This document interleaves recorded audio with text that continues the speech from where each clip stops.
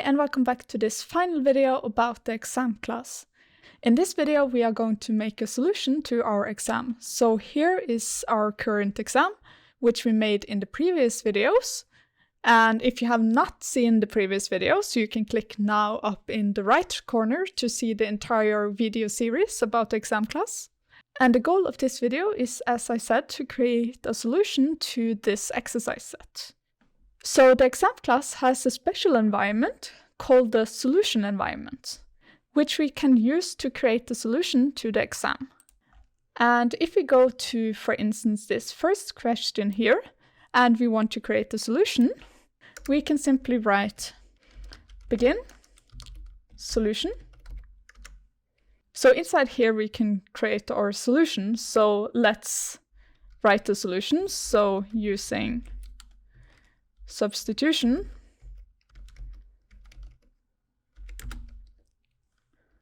we get that. So I think here I will just use some movie magic to copy in the equation here. Okay, so here we have the solution to the exercise. So let's try to compile now. And what you see is that nothing happened. And the reason is that if we want the solution to appear, we need to provide the optional argument answers into the exam class. So if we write answers and then compile again, we see that now this second exercise have a solution in the document. So this is very neat because in the same LaTeX document, you can both have the exam and the solutions. And the only difference will be then when you want to compile the solution, you have this answers optional argument here. And when you don't want the solution to appear, you just delete this optional argument here.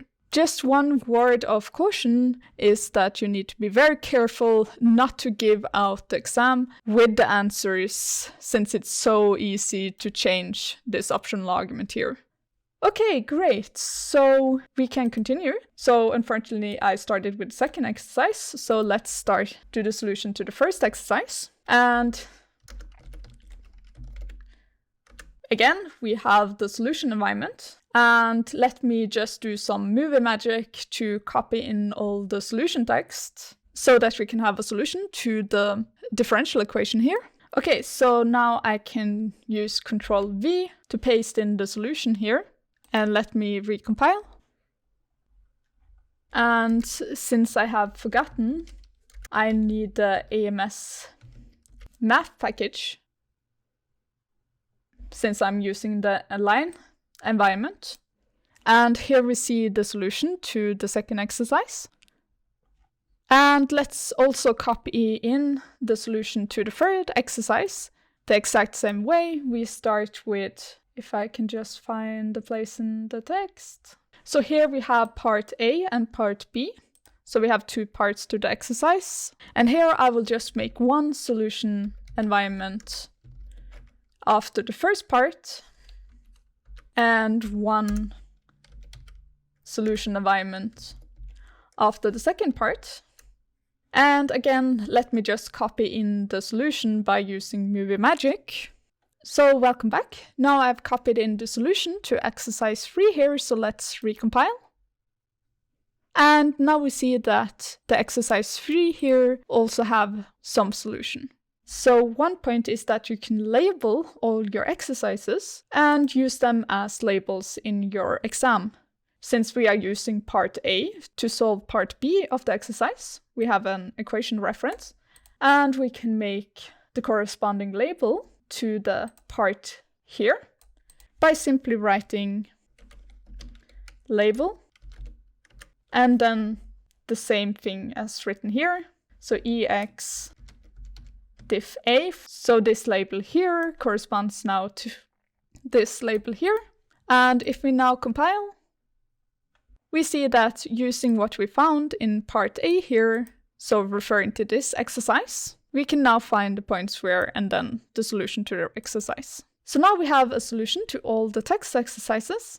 And the final thing is to mark which of the multiple choices in the last 3 exercises here are the correct one.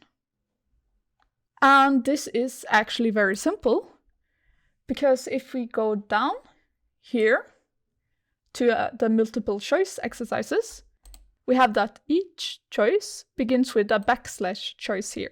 And to mark the correct answer, you simply switch out this backslash choice thing here with backslash correct choice. So for instance, this choice here, a function which is both right and left continuous, is correct. So if I now write correct, and with big C, choice, and compile, we see that B now is marked in boldface here as the correct choice. And if I go up to the top and remove the answers and recompile,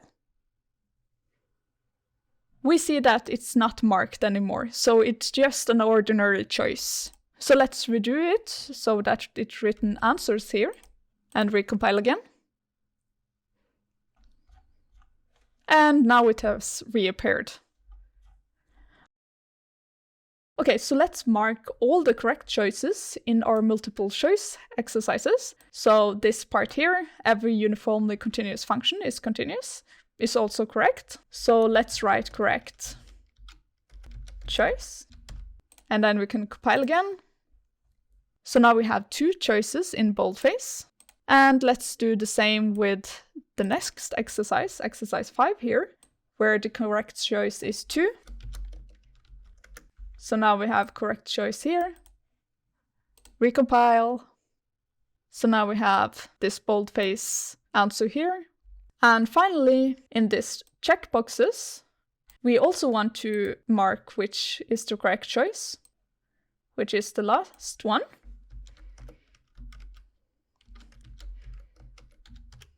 So now we have a correct choice here, recompile, and here we see it looks slightly different with this check mark here. Okay, so this was everything I wanted to say in this video. So if you want to learn more about the exam class, I have some links down below to where you can find the documentation of the exam class, where of course you can customize almost everything here. So how the choice boxes look and so on and so forth. So if you like this video and want to see more programming and LaTeX related contents, don't forget to subscribe and like this video. So see you again in the next video.